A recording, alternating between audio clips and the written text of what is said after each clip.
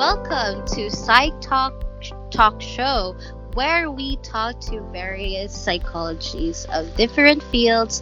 And today, we are kicking off our first ever episode of this podcast. I am your host, Dr. Lucille Resquites, a clinical psychologist, and this is my partner. Yes, Lucille. I'm Ernesto Salcedo, your host for today's podcast. So, partner, are you ready for today's podcast? I am very ready. And of course, to kick off this special event, we Yes, have invited guests, right, partner? yes. I'm so excited to listen about their story and experiences as a psychologist, Yes. right? So, will you please introduce them to us? Yes. So, our guest for today is Miss Jenny.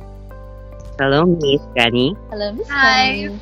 Um, I'm Jenny. I'm Dr. Jenny Pelayo, and I'm a school psychologist, and I provide services that support students and encourage healthy development.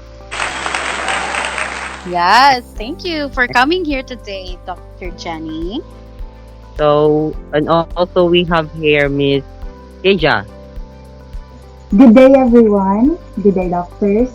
I am Dr. Kezia Gonzales. I am a criminal psychologist. I study the behaviors and thoughts of criminals. Like, I also help the law enforcement. One of the best known duties of my job is an offender profiling, also known as criminal profiling. I also counsel people who have committed crimes and need psychological assessment. Thank you. Thank you. And Hey. lastly, we have. We have here Mr. Winzel. Hello everyone. I'm Dr. Winzel Jhaed Lim.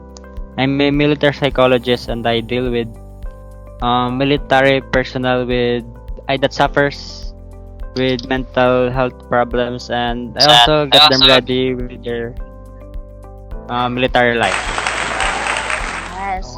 Yes, that's good. So, again, I want to reiterate thank you, and it is such a big honor for you to be in our podcast. So, to kick off our this podcast, I want to ask, what interests you about psychology? Why did you choose psychology as a profession?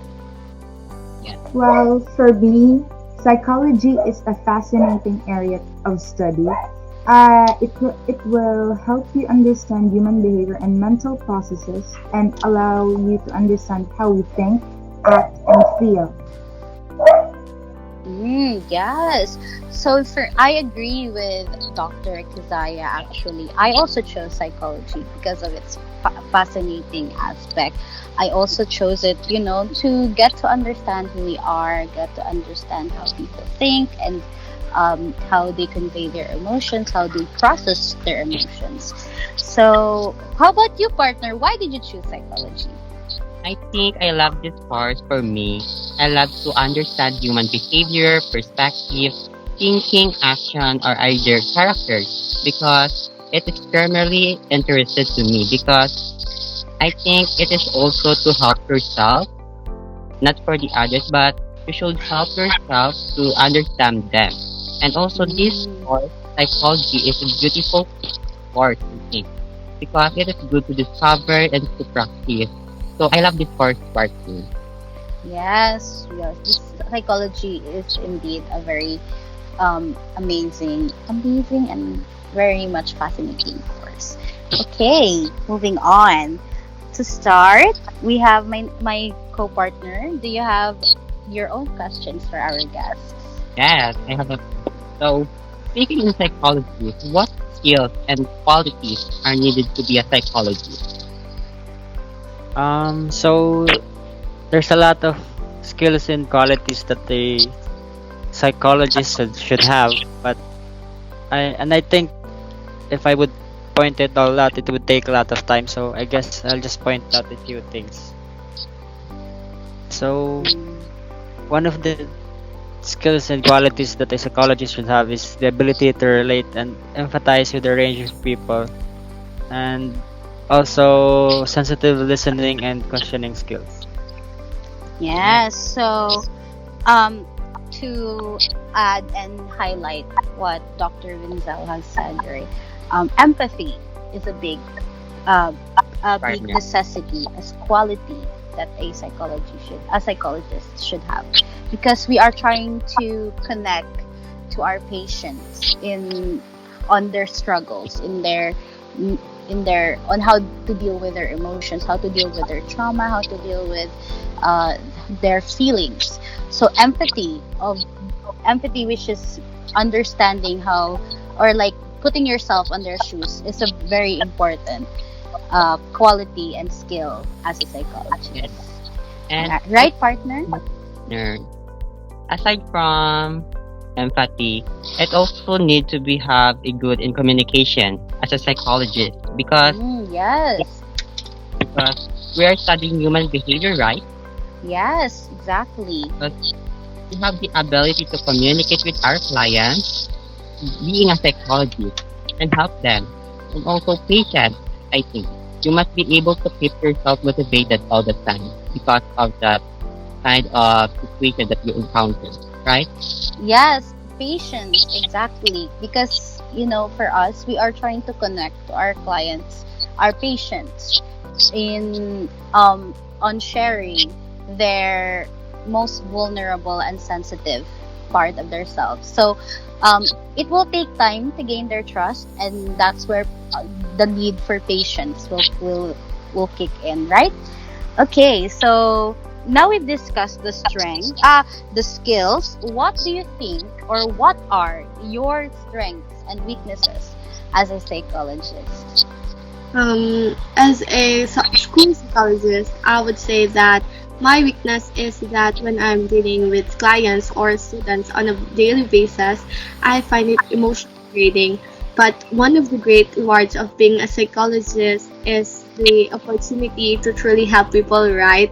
So, as much as Yes. possible, in order to reduce the risk of burnout, I find ways to deal with stress.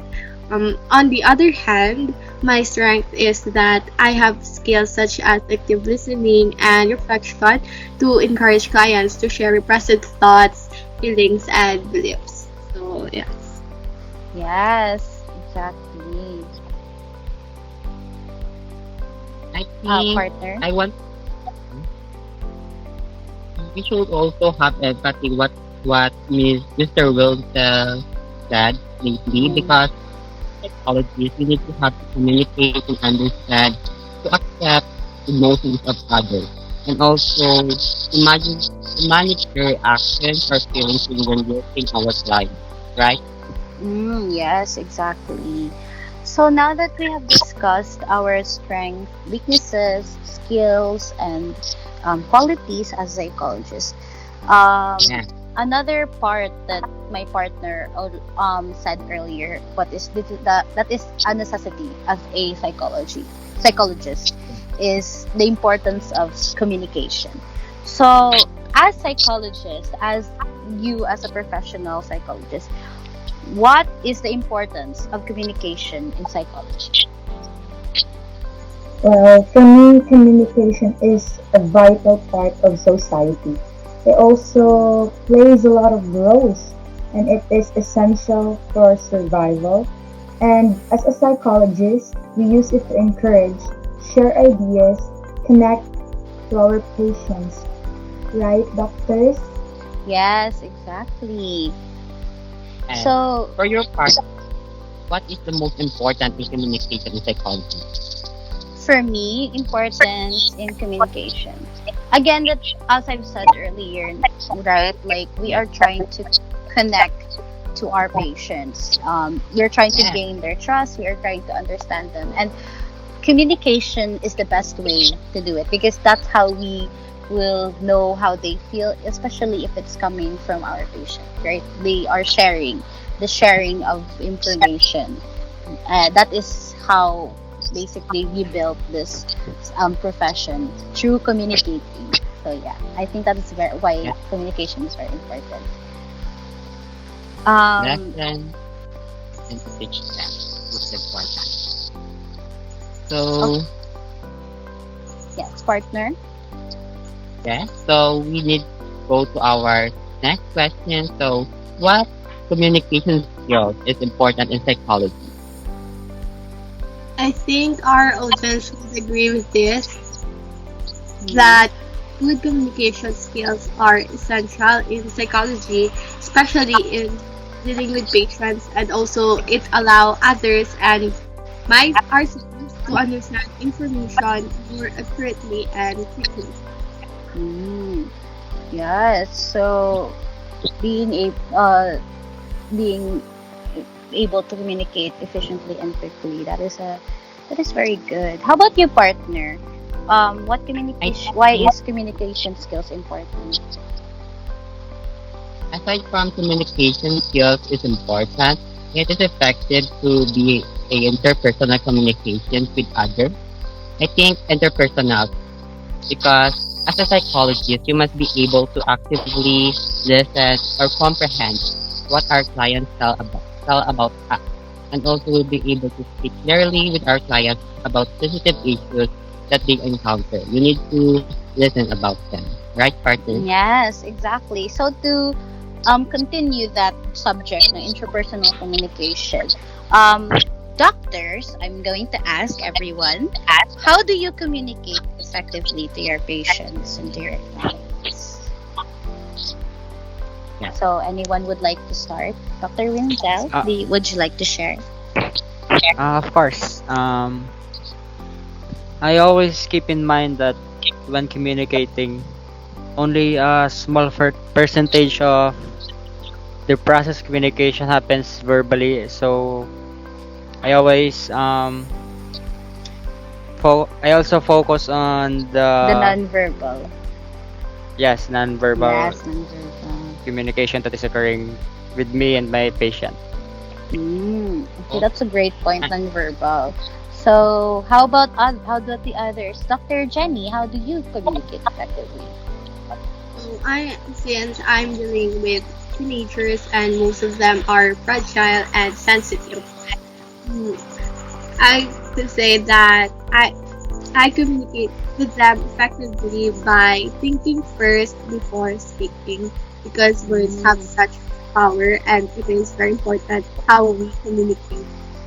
So therefore, take time to listen, be careful how you answer, and take time before speaking. yes. So, being able to think before we speak. How about you, Dr. Gonzales, Dr. Kezia? How do you communicate effectively? Well, for me, eye contact is very important because it is easy to connect to the person who you're talking. And Mm, as a criminal psychologist, we always keep in mind that you should be direct, be mm, direct. yes. We Okay. for you because you are dealing with like outlaws, no, criminals. You have to assert um Yeah. your your authority. So I think eye Yes, contact is right. Eye contact helps you, determine not determine but like assess that this situation is serious, right, doctor? yes, right, right. Yes. Okay. How about you, partner? How do you communicate effectively? For me, since I am a clinical psychologist, be Yeah. building rapport for me is a great start to communicate Oh, effectively, because we are trying, again, from earlier, we are trying to gain their trust, right? So making them feel welcome and comfortable and first, like, especially when your first time on meeting them, it's a great way to help them loosen up and share and feel comfortable to talk about, those parts of the sensitive parts, right, partner?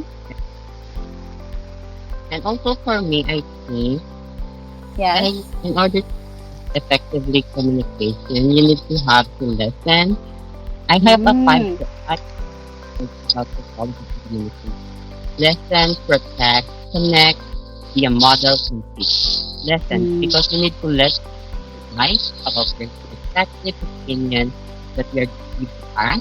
Protect them, protect their about their life. Connect. You need to connect them. Also, be a model. Be a role model about them. About them. Yes. and teach them, give them advice as a psychologist, right, Yes. partner? Yeah, that is our job to help to guide them, right? It's to Yes, help partner. them. Yes. And of course, the protect, I agree. We are trying to protect, especially if they are very, not comfortable around speaking on speaking about the sensitive About your information. So privacy, it's part of protect, right, partner? yes, partner. So our next question. So how do you cope with stress? That- Yeah, so like a great transition. No? So we are going to disregard that. So as a psychologist, how do you cope with stress? Because stress is a big part of our profession, right? So anyone who wants to share their tips on how they cope with stress? Um, as a school psychologist and after dealing with my patients, my coping mechanisms is I rest my mind by doing yoga, meditation, and I do some exercises that will restore my energy. Yoga and exercise, that's actually a great way because, it raises our dopamine, our serotonin, Yes, it helps that's us good. cheer up, right? So, how about Dr. Lim? How do you cope with stress? Um, I usually remind myself that there are some things that is out of our control, Mm, and I Yes. go fishing so I could, have time with myself. yes, fishing Oh, hobbies, easy. right? It's a good way That's to easy. deal with stress. Yes. How about Miss Zaya? Well, I Dr. cope up by reading books. It says that it helps you somehow forget your reality. And I also listen to music, the upbeat one, and make sure that you chose the songs that can make you dance and lighten your mood. And I also eat a lot of sour foods and spicy, and that is how I cope my stress. Yeah, so Dr. Gazaya copes with stress through giving herself, treating herself with foods that she Yes. likes and like listening to music. Right, partner? For me, I think I can cope stress through eat and drink, optimize your health, I think, and also exercise regularly. And also, you should Yes. be take yourself. And also, you need to enjoy your friends, family, avoid stress and anxiety. And that's the most important thing. Yes, because communication can also be applied to us, right? Because we need to share also like our struggles as professions. So for me, Yes. my way of coping, I am like the complete opposite of my partner. I don't connect with my friends most of the time, but I do connect Yes. with myself. I like to give myself a break. So I sleep all the whole day. I do hobbies. I paint a lot. It helps me focus. Oh, yeah. And just much like Dr. Gonzales, I also listen to music. It helps me cope and helps me calm down and relieve stress. Okay. So, Oh, that's nice part. so I think this would mark the end of our podcast. Again, thank you, guests, for being in our show. Yes. Thank you that you are here tonight. Yes. It is Thank our honor you. to be here with you. Well, thank Thank you. you. Thank you. So, to end our podcast, again, Yes, I am your host, Dr. Lucille Resquites, a clinical psychologist, with my partner.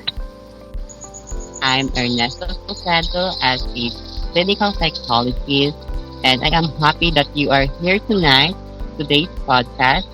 Right, partner? Yes, I am very much very thankful that you all are here. So, that marks the end of our podcast. Thank you for listening. I hope you take away something from our podcast. Yes, guys. So, Thank you very much. thank you, and this is goodbye. Thank you. I thank you, guys. Bye bye.